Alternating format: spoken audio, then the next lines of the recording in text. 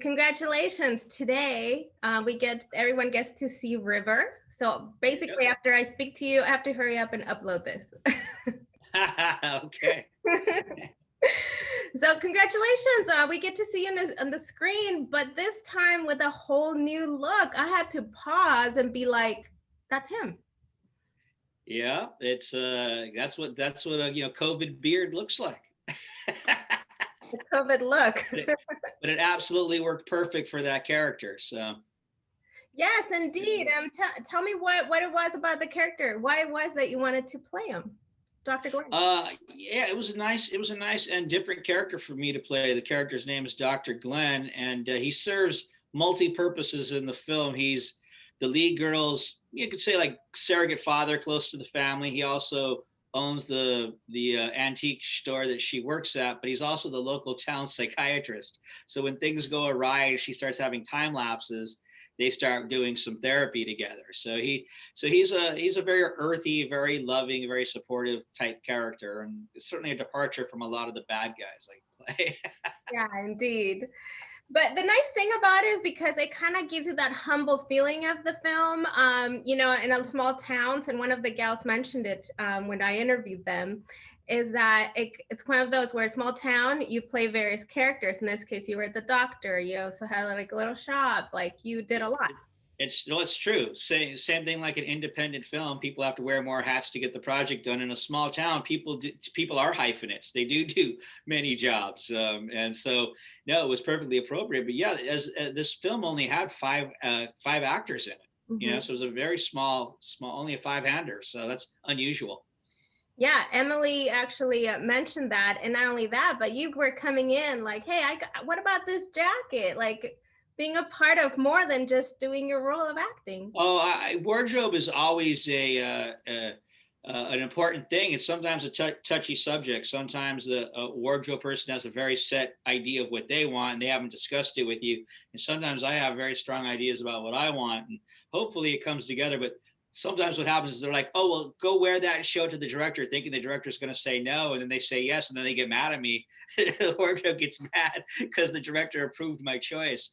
But you have to have a strong point of view of your character. You want to work with people, of course, but if someone's far off base from what you were thinking, you have to work it out. Mm-hmm. So yes, I always bring wardrobe ideas and things. Absolutely. You are perfect for this, for sure. Oh, thank you. Thank you. It was, like I said, it was a lovely role to play, and it was a very good experience making the film. They had made a short of the film prior that did very well, that got them the funding to do the film. So the crew and most of the cast already really knew each other, and they were a very tight knit group. They welcomed me with open arms, but you could tell they had already been together for a while, and for an indie film, that's a great. You knew you were going to be in good hands. Then Emily set a very good feel, like we rehearsed, and she knew exactly what she wanted, and I knew we were going to be in good hands. And she produced, directed, did the cinematography, and she does a wonderful job using natural light, which is a great thing. And for that film, it gives a lovely feel how she uses the lights and the shadows. And the fact that the film that came out as an independent film came out within less than a year, that's rare. I was amazed how quickly they had a distribution deal, which is a testament to the film. Yeah, indeed. I mean, one of the things I told her kudos, because also I feel like during the pandemic, it's the indie films that pretty much hurt a lot because they have to budget also to follow the protocols because of COVID, testing, Right. and so forth. And they did an excellent job with all of that. They were very, very professional about it. So yeah, they handled everything, top to bottom, very well. Mm-hmm. Now, most of your scenes were with Emily. What was it like working with her? She said you kept her on her toes. You mean Mary? You mean I'm sorry, Mary? Mary. Yeah. I probably did. I was just thinking of our second scene in the therapy session. I sort of crack a joke at the end, and I didn't think it was going to stay in the movie about, she asked if she could come back to work, and I said, yes, 5 a.m., start scrubbing toilets, and I start laughing. I thought they're never going to keep this in the movie, but in fact they did, so that was great. Surprised me. I wasn't expecting it.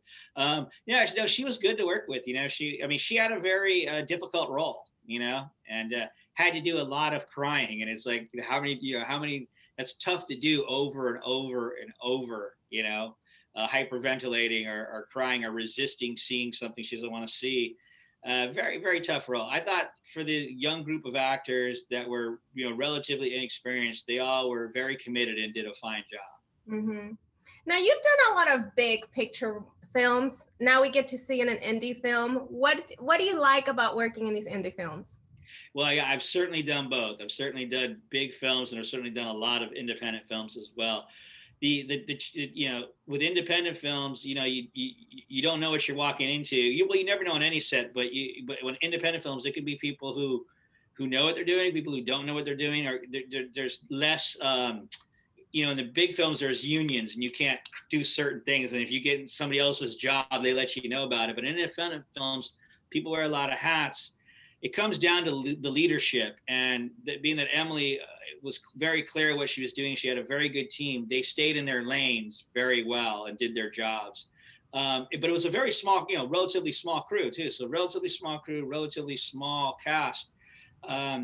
I just like the way they took care of their business. Like I said, she knew what she wanted, but she was open to input, and that's all an actor can ask. Somebody has a good idea of what they're looking for, but if you have an idea that works, they're open to it. Yeah. Well, I personally really enjoy indie films. I feel like a lot of times it has a little bit of better content versus the big pictures, which I feel they're focusing so much on that big picture versus the storyline. The big picture, they're focusing on making money because they're spending a lot of money, right? So they're looking for commercial success. An independent film has a lot more latitude to do what they want. And really, this was this is what Emily needed as her next step in her career, was to do a feature. She'd done a lot of things already, but this was the next step to prove that she could do a feature. And I think she's accomplished that. And I think there's going to be more opportunities for her on the horizon. And I hope to get to work with her again. Yeah, definitely. And now, if you don't mind me asking, I have to ask, you have some nice, lovely guitars in the background. You just came out with your single, like an acoustic guitar lyric song. Can you talk a little bit about it? Sure. So I have a record that's out right now called Courtney Gains Volume 1. And we just put out our third single last week called Let It Ride, which is a very vintage bluesy sounding vibe song. The record really came out of the COVID time. I've been talking about doing an acoustic record for a while. I've had bands and various projects I've put out, but I've been talking about that for a while. And I was like, well, I don't really have an excuse now. And I started doing some research and learning you could put a home studio together now, incredibly cheap to do tracks. Mm-hmm. And you can send files off and get it, get the mastering and the mixing done. So it was like, all of a sudden I was like, I have no excuses. So I started really working on the project, and the feedback's been very, very nice. I've been sitting on some of these songs for a long time, and it's nice to be putting them out.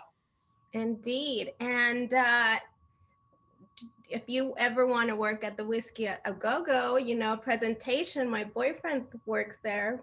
Is that right? So just throwing it out there. That's wonderful. Yeah, that could happen. I'm not in LA right now, but that could definitely happen. I have played the Whiskey before with my with bands, but it'd be nice to do an acoustic set at the Whiskey. The Whiskey is always fun.